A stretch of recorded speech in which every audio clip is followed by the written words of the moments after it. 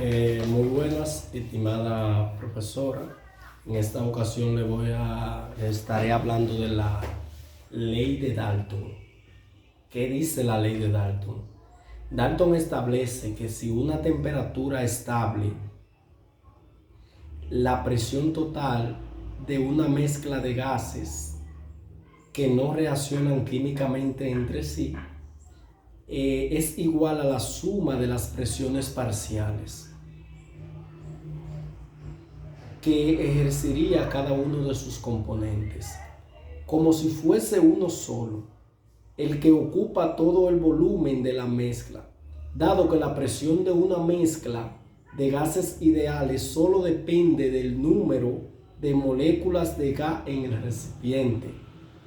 La ley de Dalton es muy útil cuando deseamos determinar la presión total de una mezcla. O sea, cuando queremos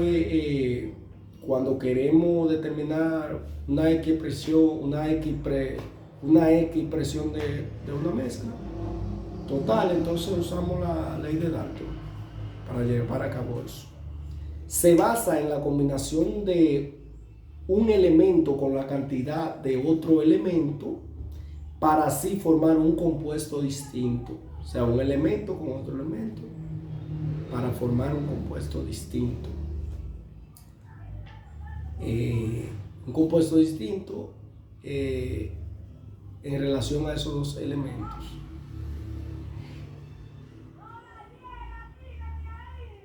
Un compuesto, siempre y cuando tengan una relación de número entero, tienen que tener una relación de número entero para formar este compuesto, estos dos elementos. Cuando combinamos dos elementos, podemos dar lugar a uno más compuesto químico. Las cantidades de uno de ellos y la cantidad fija del otro, guardando de esta manera una relación de números enteros sencillos. Entonces, de esta manera, Dalton trató de unificar los símbolos, o sea, un símbolo de un elemento y un símbolo de otro elemento, unificarlo para que así pudieran dar un compuesto diferente. De tal forma que con una sola representación se entendería de qué elemento se trataba. Una sola representación. Un ejemplo, vamos a poner que el de hierro Fe, entonces el de oxígeno O es el símbolo, entonces el de hidrógeno es H, etc. La ley de la proporción es múltiple, que la crea Dalton. Esta ley surge en 1803. Explica que las cantidades de un elemento se unen con la cantidad fija de otro elemento. Forman un compuesto distinto en cada caso, estando en una relación de números sencillos. Dalton observó y estudió un fenómeno del cual Proust no se había percatado, en el que algunos elementos entre sí y en distintas proporciones originan compuestos distintos. Hoy se le conoce como los diferentes estados de oxidación de los elementos, que permite combinarse en diferentes proporciones con otro elemento. Dalton descubrió también que la molécula del agua siempre contiene la misma proporción de oxígeno e hidrógeno.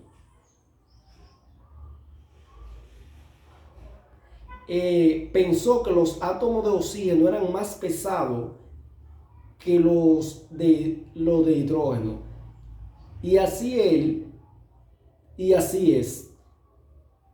El del oxígeno pesa 16 veces más que el del hidrógeno. Así, la ley de la proporción múltiple se convirtió en una prueba clave para la teoría de Dalton. Aunque hoy en día existe en duda que si fue con base propia esta ley o se descubrió por accidente. O sea, hoy existe en duda de que si él tenía una base principal que si empezó a trabajar directamente con eso o lo descubrió por accidente en el camino tratando de descubrir otra cosa.